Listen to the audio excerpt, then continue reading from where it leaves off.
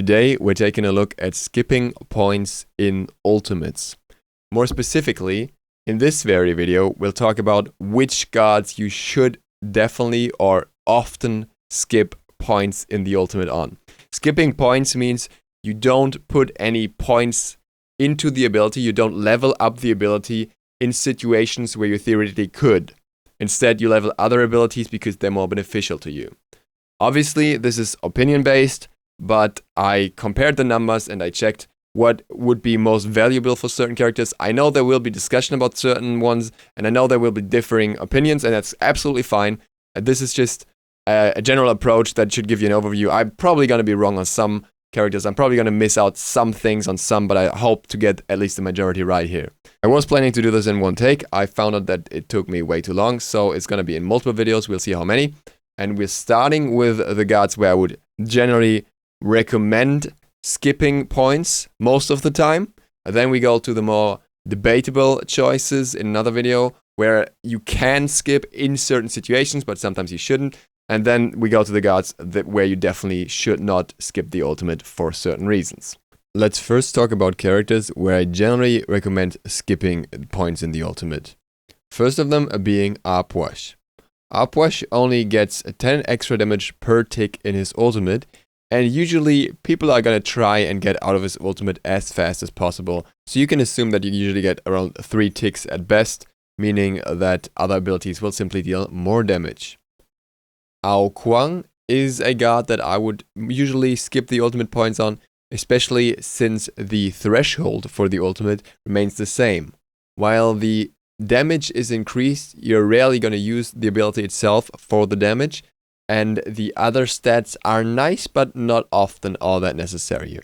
The healing is increased and the landing damage is increased, but other abilities are just used more frequently for damage, and while healing is nice to return to a team fight, I feel like it's not all that mandatory. It can be leveled once or twice in between just to scale up that healing a little bit, but I wouldn't prioritize it and I'd rather go for more damage instead. Apollo gets a 100 damage increase on his ultimate, and he gets 5 seconds less on the cooldown with every point in it.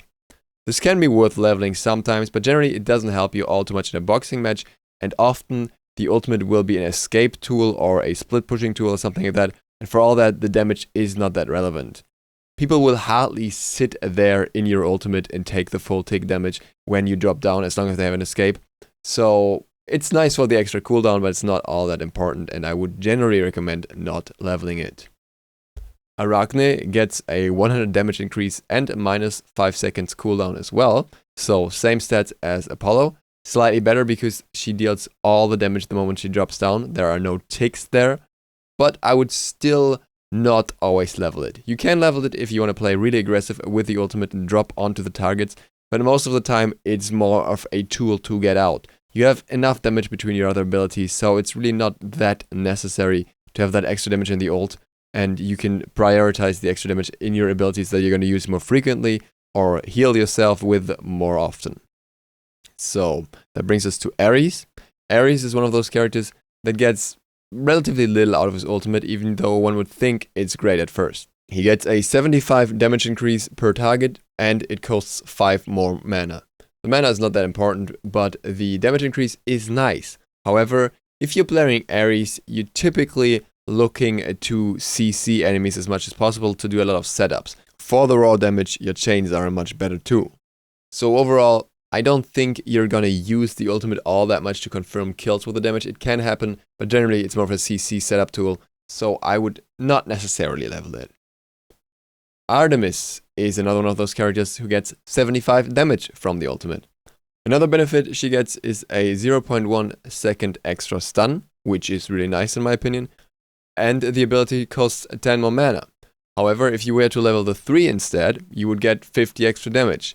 Now this 0.1 second stun can be really nice if you already have that attack speed and stuff to really make use of the extra CC that you get of the ability, but generally the damage is not very much, and especially on Artemis who lacks clear early on, I feel like the 3 can help you a lot more.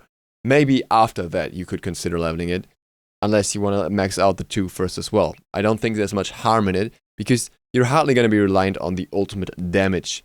The benefit of the upside here is that the damage is applied to all targets around her. That brings us to Basura.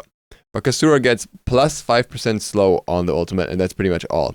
It also costs 10 more mana, so that's another downside to that. And the slow is really nice to poke enemies out, to keep them in that circle longer, but generally I would always prioritize Butcher Blades, just because it is your main damage tool. And I would often prioritize Eat Mini Know the Leap as well, simply because they give you more damage or more healing. It really depends on the scenario. You can level the ultimate later on, but first of all, Butcher Blades should be maxed after getting 1 point in the ultimate, obviously. Cabrakan used to be a little different in this regard. Cabrakan used to make more sense in regards to how his ultimate scaled up, because the walls got additional health points or hit points. Now they no longer do, so the only benefit you're getting out of leveling the ultimate is 100 damage extra per rank. However, if you were to level the 2 instead, you would get 55 extra damage and 0.1 second extra stun. So you get more CC and you get decent enough damage, which will apply a lot more often, or which you will apply a lot more often. Both has its ups and downs, but I would generally say you can skip points early on. Later on you should maximize it, but it's not as beneficial to level it anymore, especially when the 1 and the 2 exist. It's just more important if you really want to blow up a target as fast as possible. Chuk only deals 50 extra damage in his ultimate and 25 extra damage on top of that if his axes drop down, and the ability costs 10 more mana. It's okay, it's some extra damage, right? But it's far from great, and often other abilities will be more helpful, be it more sustained damage or sustained, because Chuk's not a burst character that's going to blow you up in one ability rotation most of the time. Anyways, Chronos only gets 10 seconds of cooldown reduction on his ultimate. Now, it can be great to have those extra 10 seconds just to get out of a situation where you otherwise would have died in, but the scenarios where this actually applies are quite rare, and I feel like often some extra damage will help you more than that cooldown reduction. Once again, in later stages, you can consider going for points before maxing something else. Fenrir is really interesting. His ultimate actually scales with 75 damage per point in it. However, as Hydras wanted to have that 420 blazed in there, they actually lowered the scaling to 70 at the second last rank, just so they could put that 420 there instead of 425, and then the next rank scales with 80 points. Just a fun fact on the side. Alright, however, it's 75 damage on the ultimate versus 120 damage on the 3 or 60 damage on the 1. So there is legit no point in leveling his ultimate first. I always thought that was the case, but actually there's a lot more damage in its other abilities. When you consider how often the 1 will be used compared to the ultimate, you should definitely not level it until you get to the point where you could level the 2, unless you're going for Lifesteal Fenrir or something. Then we have Hell. Hell gets 10 power in Dark Stance and 5 MP5 in Light Stance. This can be good, especially 1 point should be in there eventually, simply to get the MP5, because the base MP5 of the ability is pretty good, but the scaling afterwards is just not as important, and the power is nice for your team late game, but it's not that important early, so I would skip points for quite a while there until at least your 3 and probably your 1 is maxed. Janos is one of those more interesting ones. I did not think that not leveling it on Janos would make sense, but actually Janos ultimate has 100% per level. The scaling of the ability is actually more important than the base damage, and the scaling doesn't change, versus 78 damage on the 2 if you connect both hits. So that's a 22 damage difference on an ability that you're going to use a lot more often than the ultimate. So I would actually recommend skipping points here, at least until a certain point, even though I did absolutely not expect that. Jingwei, she has 90 extra damage on the ultimate and 10 mana. I don't think it's worth it, because you're hardly ever going to use that ability in order to deal damage. Yes, it can happen, but most of the time your other abilities are going to be more helpful and are going to be landed by the time you're trying to kill someone with the ultimate. And if your other abilities dealt more damage, that's better for you overall. So I would avoid leveling this, especially because the mana cost also means that the tool, that the ability is less of an escape tool, less available to you, simply because of that. Then we have Kali. Kali is sometimes highly debated in this regard. You get some extra damage. I did like an approximation. It should be around 62 extra damage. and you get an extra 0.25 seconds duration on the ultimate, but it also costs 10 extra mana. And the question is, what's better?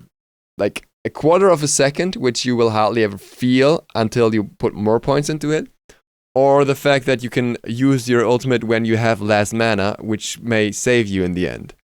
I don't think the extra damage on it is worth it. You're not going to use the ultimate for the damage 90% of the time.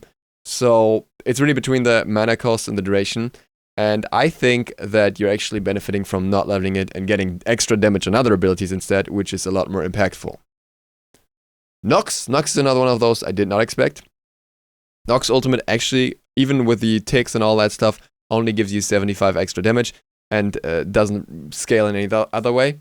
So that's probably not worth leveling when you compare it to the 2, which gives you 70 extra damage on its own.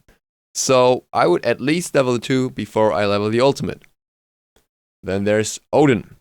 Odin only gets 10% attack speed reduction out of leveling his ultimate. This can be good against a double hunter matchup or something like that. Certain characters, but overall I would rarely level that. It's mostly not ideal. Susanoo. Susanoo gets 50 extra damage out of his ultimate versus 70 extra damage and an extra second of cooldown reduction on his 1 or 60 extra damage on his 3.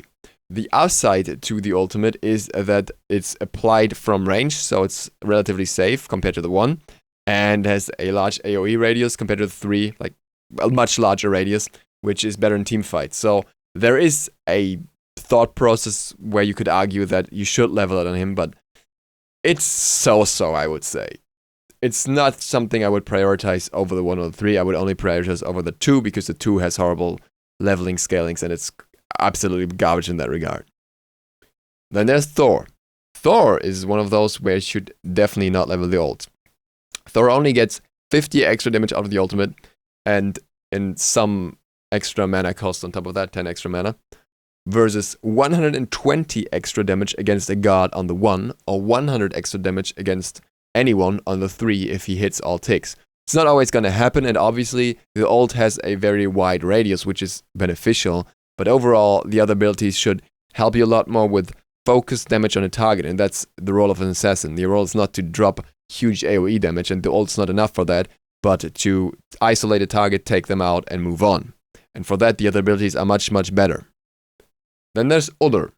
Ullr is one of those characters where I definitely put 1 point into the ultimate just to get the lifesteal. But after that, it's something that should be kept for later.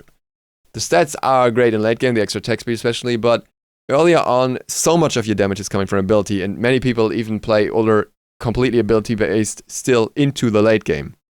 Instead, you could get 50 extra damage on the 1 just on the arrow and get an extra 0.1 second stun duration.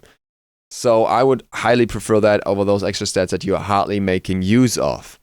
There are certain situations where you need that extra sustain and stuff, but they are very rare, and you should rather be better at boxing than at sustaining after boxing.